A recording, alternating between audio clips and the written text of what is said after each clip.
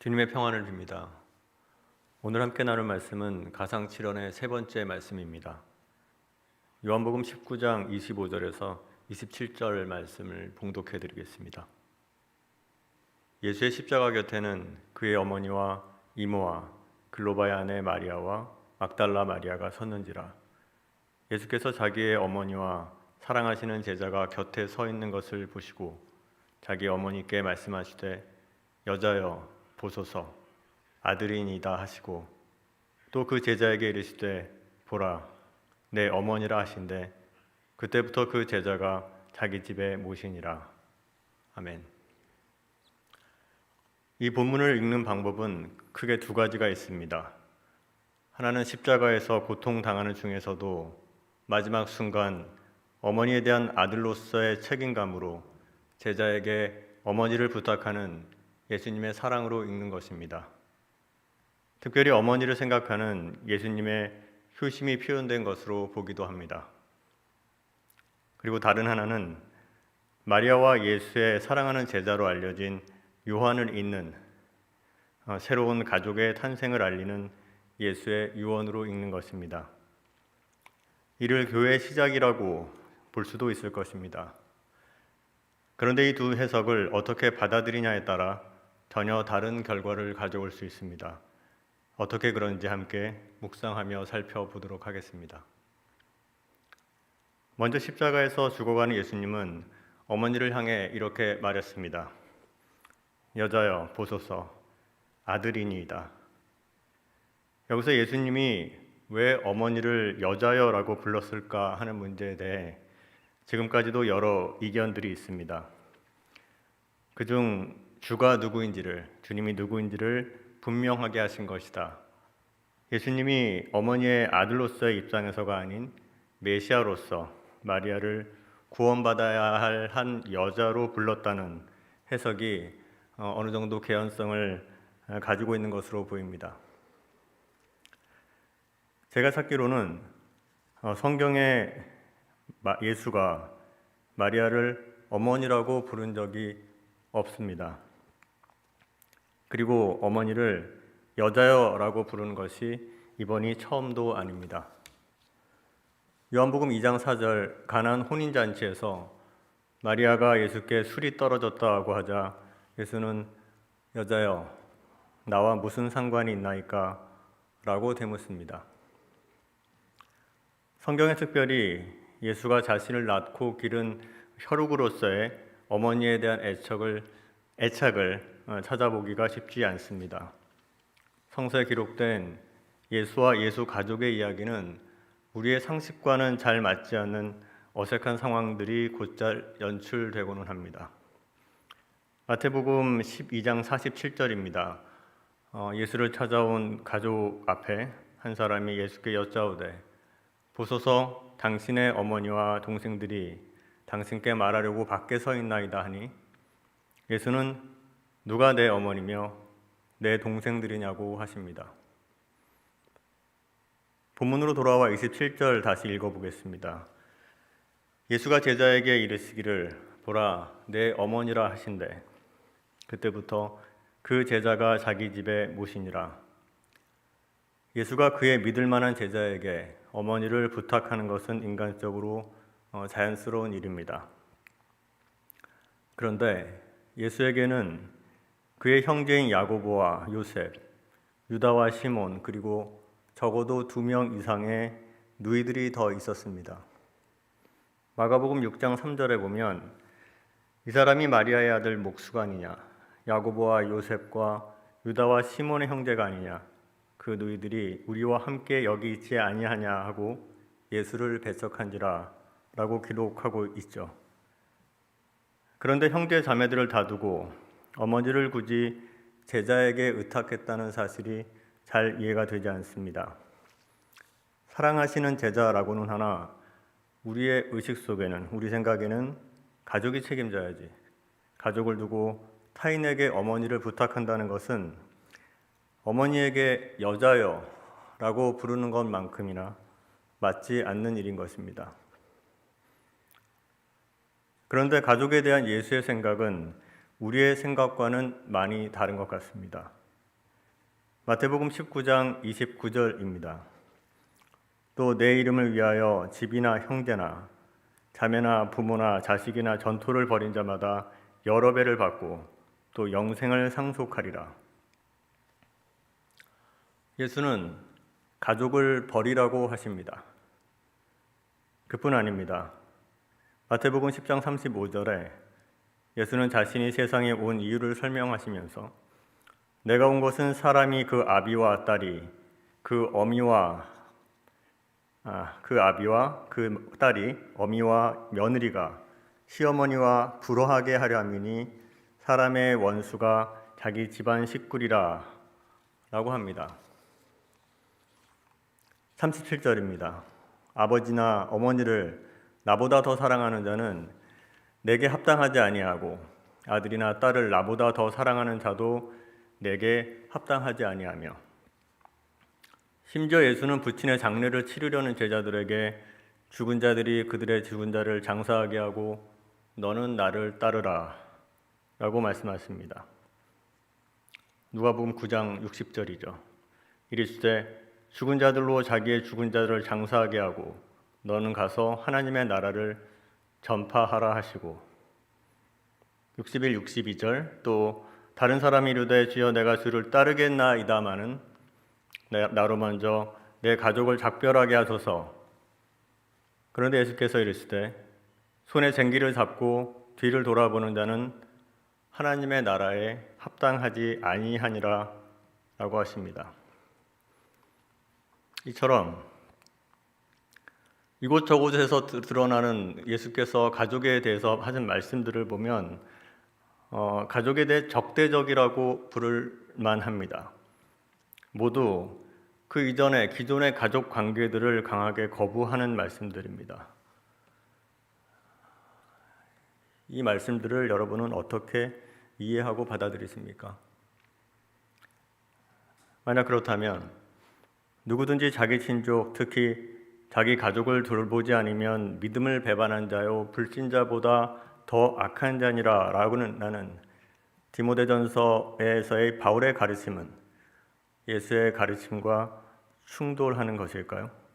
아니면 그 이전에 내 부모를 공경하라는 십계명은 또 어떻습니까? 그럼 누구 말을 듣고 따라야 할까요? 결론부터 말씀드리면 저는 이 말씀들이 서로 충돌하지 않을 수 있다고 생각합니다. 사람에 따라 신앙과 교회 일을 앞세우는 사람도 있고 가족을 신앙 위에 우선순위를 두는 사람들도 있을 것입니다. 아마 요즘엔 가족보다 신앙이든 교회 일을 앞세우는 사람들을 찾아보기 힘들 것 같기는 합니다. 신천지였던가요? 가족은 물론 모든 사회생활과 인간관계를 다 끊고 신앙에 전념하여 모여 사는 사이비 집단이 사회 이수화되어 뉴스 시사 프로그램을 통해 고발되고는 했었죠. 이러한 일들이 종종 목격되고 나서 또 그런 부작용이 심각했었습니다. 그런 홍역을 치르고 나서인지 요즘엔 어디서도 신앙이 가족보다 우선이다 라고는 잘 말하지 않는 것 같습니다. 오히려 가족을 위하는 것이 곧 신앙이다라고 하는 말은 들어보았습니다. 그렇다면 앞선 예수님의 가르침을 오늘 우리에게 어떻게 적용해야 하는 것일까 하는 문제로 들어가야 합니다.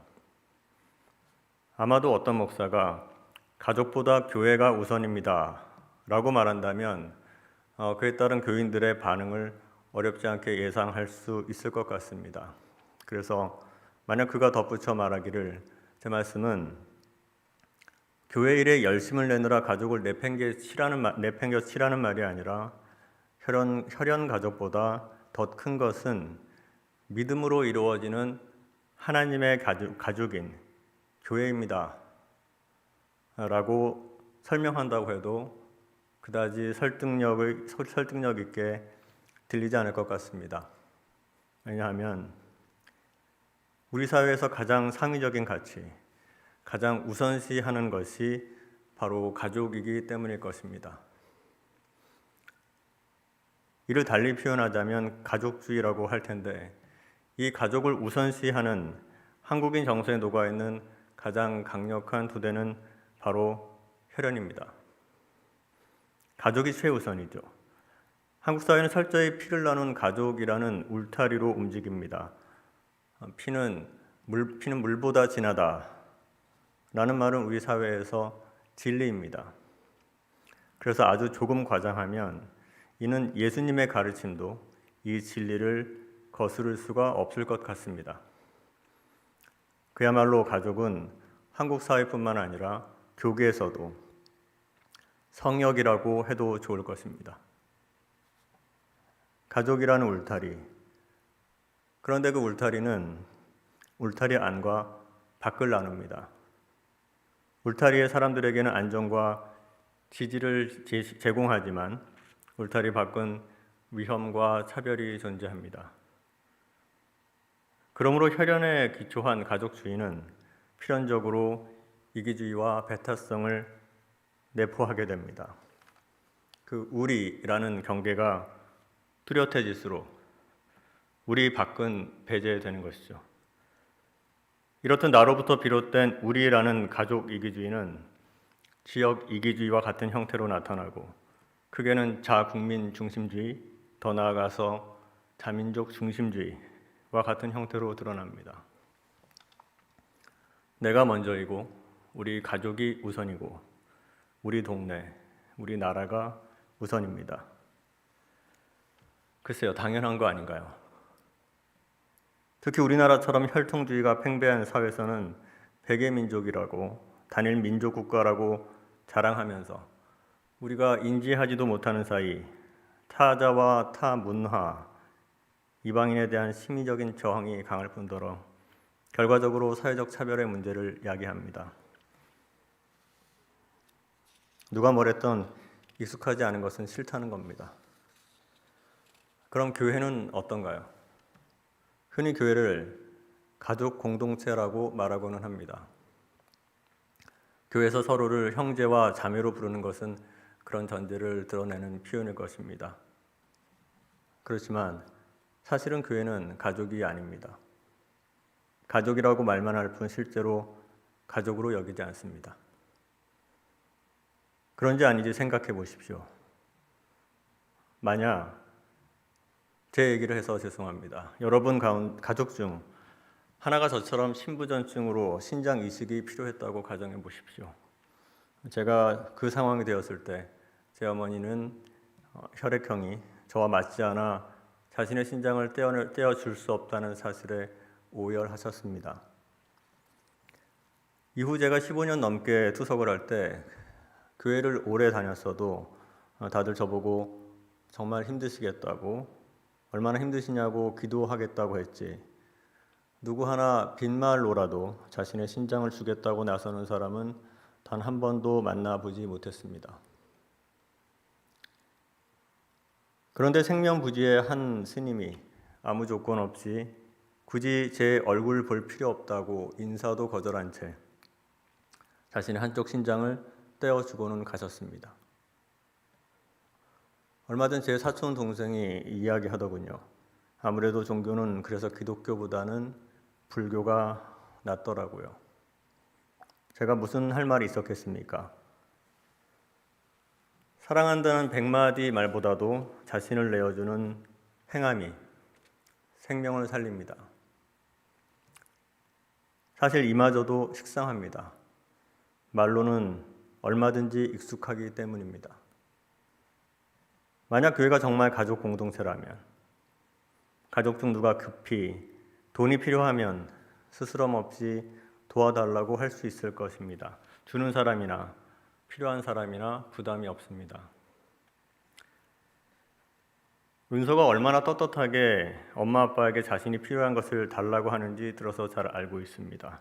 가족이 아니라 가까운 이웃이라도 어려운 상황에 놓여 있는 이가 곁에 있다면 도움의 손길을 마다하진 않을 것입니다.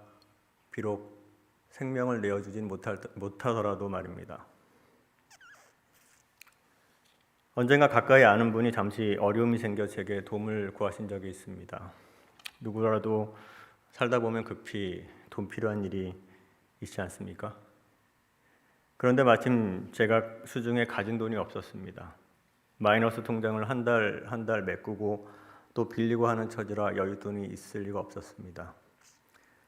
그래서 정중히 제 사정을 설명을 드리고 도와드리지 못해 죄송하다고 말씀드렸습니다. 안타깝게도 저로서도 어쩔 수 없는 일이라고 생각했습니다. 그런데 그렇게 거절의 의사를 밝히고 돌아서니 드는 생각이 있었습니다. 만약 그분이 제 형제 자매였다면, 아니 제 자식이었다면 어떻게 했을까라고요. 마찬가지로 제 수중엔 여전히 돈이 없지만 제겐 카드가 있습니다. 연이율 20 몇 프로쯤 되나요? 그렇지만 카드론이라 현금 서비스라도 받아서 그 절실한 필요를 채우지 않았을까 하는 생각을 하지 않을 수 없었습니다. 그러면서도 꼭 그렇게까지 해야 해? 라고 묻는 이가 제 안에 있는 것을 보면 그렇게 가족과 가족 아닌 그 울타리 사이에 눈에 보이지 않는 뚜렷한 경계가 있는 것입니다. 이렇듯 교회조차 혈연 공동체를 넘어서지 못합니다. 교회보다 가족입니다. 그럼 누가 나의 가족입니까? 가족이라면 당연히 내 자식, 내 남편, 내 아내, 그리고 내 부모, 거기까지죠. 거기에 시댁, 그리고 처가만 붙어도 경계가 애매해집니다. 시댁 부모, 장인, 장보만 해도 내 가족이 아니라 당신 가족입니다. 그런데 요한과 어머니 마리아는 가족이 아닙니다. 그래서 예수의 유언과도 같을 그 말씀이 평범하게 들리지 않습니다. 그런데 예수는 다짜고짜 여자여 이제부터 요한이 당신의 아들이니이다 라고 말하는 겁니다. 그리고 요한에게 이제부터 이 여인이 너의 어머니다 라고 하는 것입니다. 이게 무슨 말입니까? 아들이 아닌 자를 아들로, 어머니가 아닌 이를 어머니로, 가족이 아닌 이를 가족으로 받아들이라는 겁니다. 왜요? 어떻게요? 피 한 방울 섞이지 않았는데요. 내가 낳은 자식도 아니고 나를 낳아준 어머니도 아닌데요. 그게 억지로 됩니까? 검은 머리 짐승은 거두는 게 아니라고 그런 말이 있죠. 참 말이 무섭습니다. 그래서 내가 낳은 자식이 아니라는 이유로, 내 핏줄이 아니라는 이유로 세계에서 가장 많은 아이를 남의 나라로 수출하는 이 나라가 바로 우리나라입니다. 우리나라 어디에서도 우리 가족을 찾지 못한 우리 아이들이 버려지는 나라입니다. 그런데 생각해 보십시오. 말하자면 우리는 우리의 죄로 인해 죽음에 내어준 바 되었다가 예수님이 대신 그 죽음을 받아들이시어 하나님의 자녀로 새 생명을 입어 입양된 자들입니다. 교회는 예수 그리스도의 피를 나눈 가족이라고 합니다.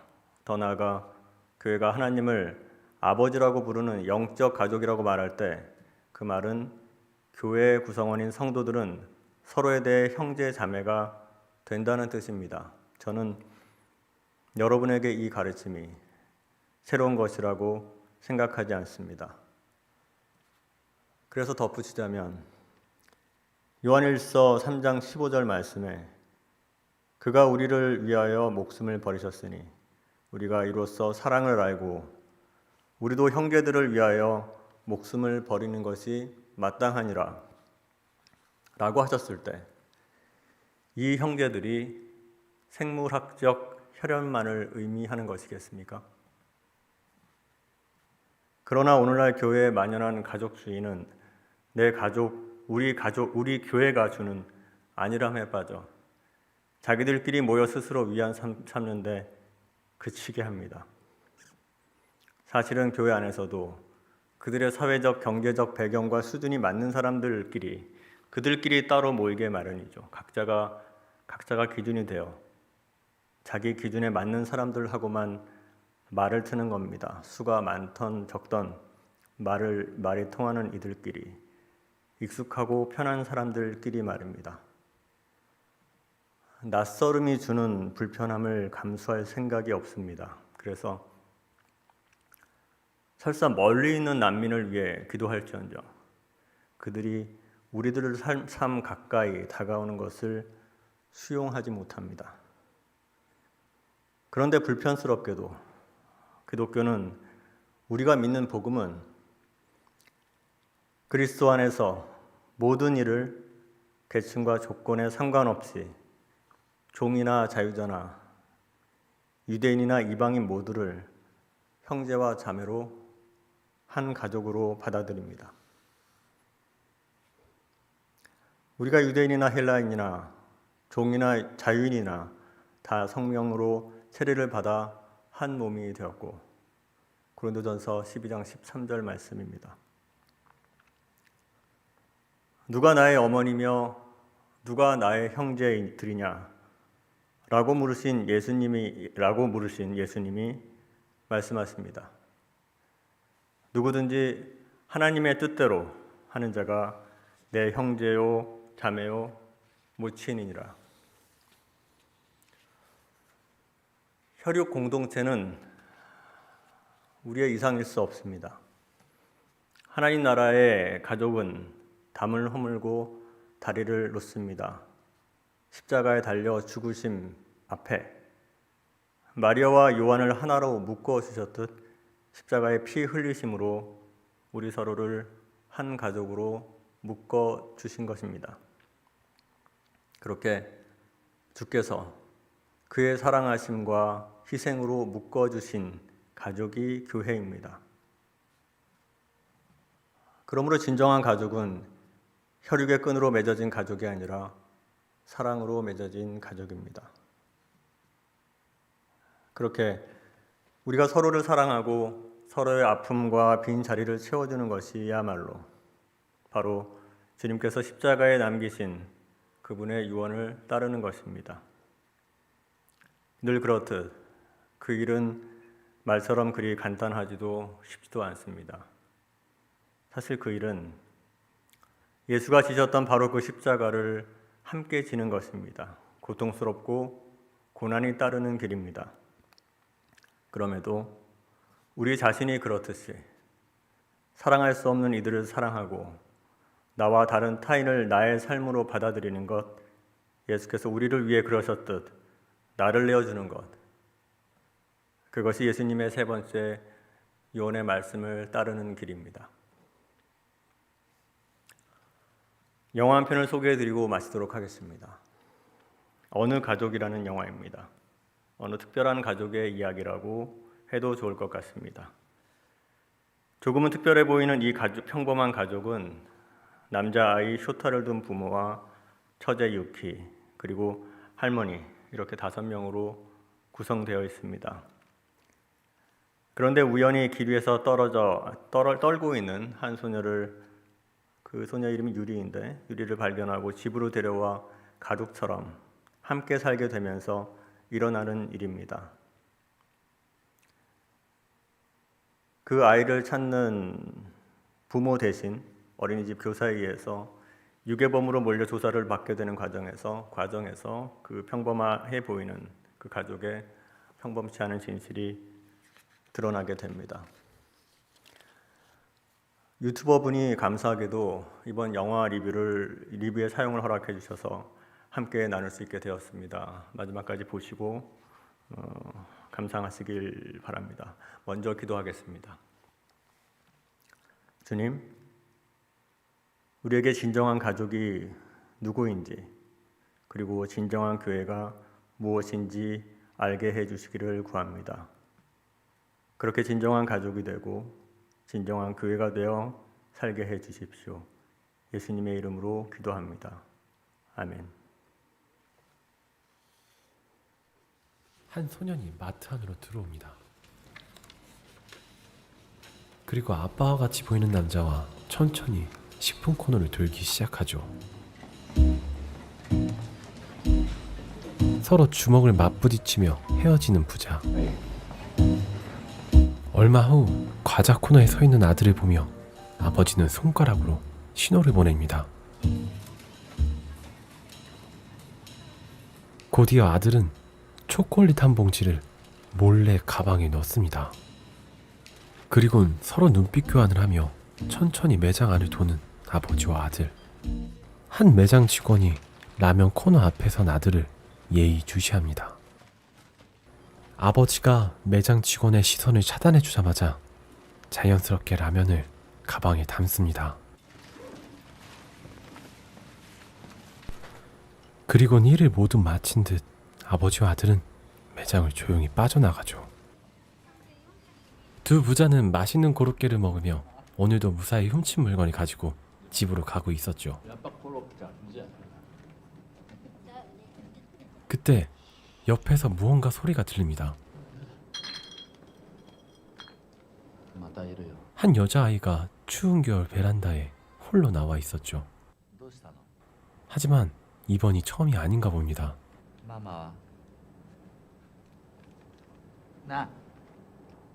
아버지는 추위를 떠는 아이를 그냥 내버려둘 수 없기에 자신의 집으로 데려오게 되죠.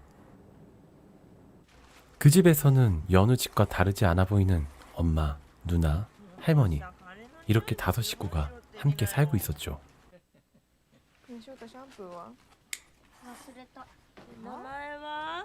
집으로 초대된 아이의 이름은 유리. 마른 유리의 몸을 걱정하며 천천히 살펴보는 할머니. 그런데 온몸이 누군가에게 맞은 듯한 상처로 가득했습니다. 그 순간 서로 눈치를 보는 부부. 문제가 더 커지기 전에 부모 몰래 데려온 유리를 다시 집으로 데려다 주기로 합니다. 그렇게 유리의 집에 거의 다다르자 한 부부의 싸우는 소리가 들려옵니다. 유리가 없어진 걸 알고 서로 말다툼을 하고 있는 유리의 부모였죠. 감정이 더욱더 격해지고 있을 때 그들의 귀에 석연치 않은 말이 들려옵니다. 그 말을 들은 두 부부는 유리를 아는 채 잠시 깊은 고민에 빠지게 되죠.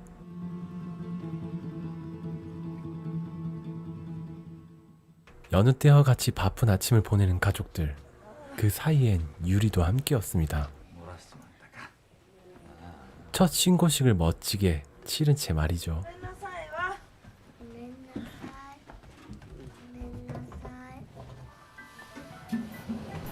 아들과 물건을 훔치던 아버지는 공사장에서 훔쳐온 물건을 대수롭지 않게 사용하는 어머니가 세탁소에서 일을 하고 있을 때 그들의 집에 한 복지사가 찾아옵니다.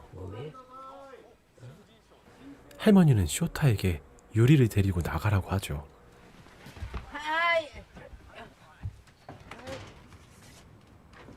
그런데 민간 복지사는 이 집에 할머니 혼자만 살고 계신 걸로 알고 있습니다.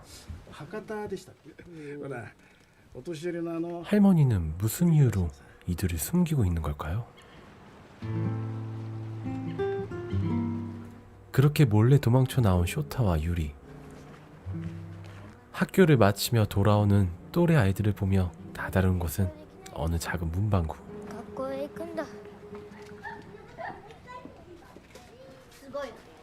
그곳에서 할아버지 몰래 자신만의 주문을 걸며 물건을 훔치는 쇼타.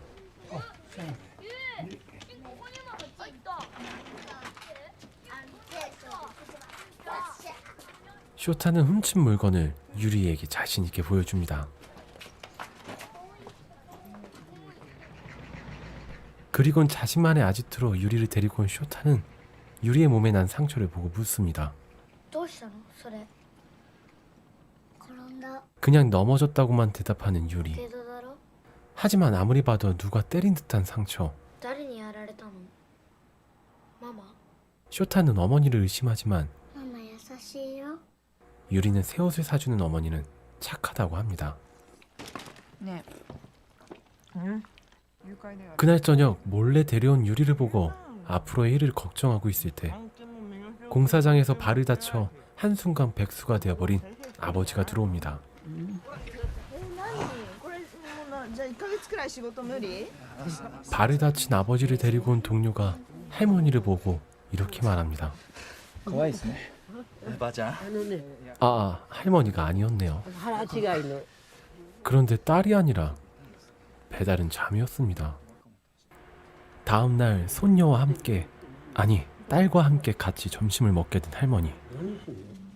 ちょっと横乳が見えるニットのワンピース着て 딸 아키는 성인업소에서 일을 하며 돈을 벌고 있었고 おばあちゃんもらってるじゃん 할머니는 돌아가신 할아버지의 연금을 받아가며 근근히 살아가고 있었죠. 年金まあそうだよね 다음 날 한 낚시가게. 아버지가 점원에게 말을 거는 사이 언제 배웠는지 유리가 도난 방지 플러그를 뽑자마자 쇼타는 낚시채를 훔쳐 달아나기 시작합니다. 또 그 뒤를 따라 도망가는 유리와 함께 말이죠. 집으로 돌아가는 길, 쇼타는 뭔가 기분이 좋지 않아 보입니다. と待つのが 유리가 도둑질을 배우는 게 싫었던 건지 2人でもできるよ 아니면 아버지와 자진 사이를 껴둔 게 못마땅한 건지 妹だぞ 아버지와 유리를 놓고 먼저 달려가 버립니다. ゆりはお前の妹だって 그날 저녁 아버지는 토라진 쇼타를 달래기 위해 아지트로 찾아왔네요. いたゆり心配してずーっと喧嘩 유리는 자기 때문에 들어오지 않는 쇼타를 걱정하고 있었죠. なんか役に立った方があの家に居やすいだろ 유리도 그들 가족에게 뭔가 도움이 되고 싶었다는 걸 알려주는 아버지. わかった 그렇게 마음이 풀린 쇼타와 아버지가 둘만의 시간을 갖습니다.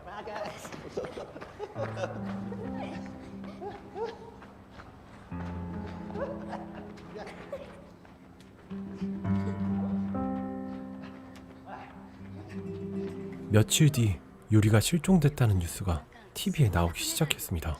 そんなにも嘘を重ねる必要があったのか。2ヶ月以上も隠し続けた理由は一体。 하지만 유리의 부모는 유리가 실종된 사실을 숨기고 있었습니다. 何ユリじゃなくてジュリ 그런데 이름이 유리가 아니라 주리였네요. 그 다음날 주리가 사람들의 눈에 띄지 않게 머리를 아주 깔끔하게 단발로 잘라주는 쇼타의 가족. 짜잔! 그런데 오히려 더 귀엽고 이뻐진 주리. 더 눈에 띌 것 같은 예감이 드네요. 그날 저녁 아줌마와 같이 목욕을 하게 된 유리.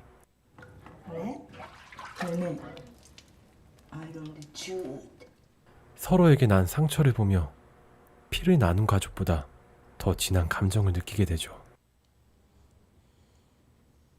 大丈夫だよもう治ったよ 목욕을 마치고 유리가 입고 왔던 옷을 태우겠다고 하는 아줌마. 활활 타는 옷을 보며 유리에게 이렇게 말을 합니다. 好きだから叩くんだよなんてのはね嘘なの好きだったらねこうやってやる 그리곤 유리에게 정말 사랑하는 법을 알려주죠.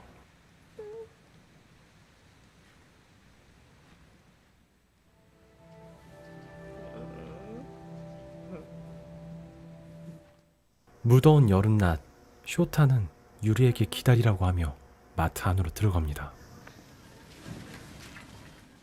그런데 마트 안으로 들어간 쇼타를 뒤따라 들어온 유리. 과자 앞에 선 유리는 쇼타의 주문을 따라하더니 앞에 있던 과자를 몰래 훔칩니다. 그 모습을 본 쇼타는 유리가 잡힐까 걱정이 되었는지 시선을 그의 쪽으로 돌려버리죠.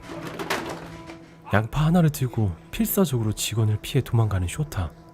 더 이상 도망갈 곳이 없어지자 다리 밑으로 뛰어내리는 극단의 선택을 하게 됩니다. 그런 쇼타를 뒤따랐던 유리는 곧바로 그의 가족들에게 달려가기 시작하죠. 다행히도 쇼타는 다리에 타박상만 입었을 뿐 목숨에는 큰 지장이 없었나 봅니다. 그런데 같이 있던 경찰이 쇼타의 신상에 관한 부분을 묻자 당황해하는 모습과 함께 집에 가야 할 이유를 경찰에게 목소리까지 떨면서 말하며 병원을 급히 빠져나옵니다. 집으로 돌아온 부부는 쇼타를 뺀 그의 가족들을 데리고 급히 집을 빠져나옵니다. 할머니는 모습이 보이질 않네요. 하지만 집을 빠져나오자마자 도망가려는 가족 앞에 기다리는 건 경찰이었죠. 그렇게 잡힌 가족들 한 명 한 명을 치조하는 가운데 그들의 가족의 정체가 서서히 드러나기 시작합니다. 刺して殺して埋めてるの 누군가를 찔러 죽여야만 했던 아줌마의 과거와 殺さなかったら2人ともやられてたわけだし 쇼타와 유리에게 도둑질을 가르쳤던 아버지. 그런데 알고 보니 쇼타는 자기의 본명이었습니다. 왜 이들은 거짓말을 하며 피도 안 섞인 사람들과 함께 살아가고 있었던 걸까요?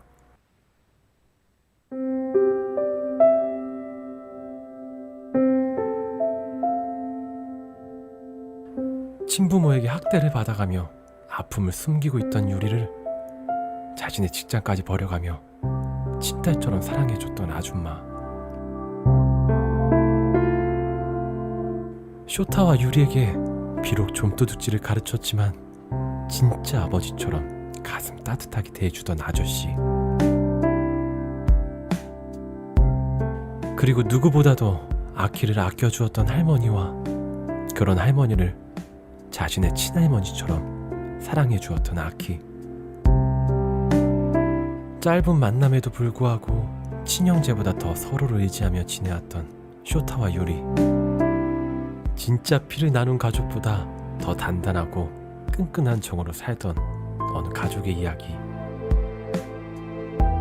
그들의 이야기가 궁금하시지 않나요? 무비 한 잔이었습니다. 감사합니다.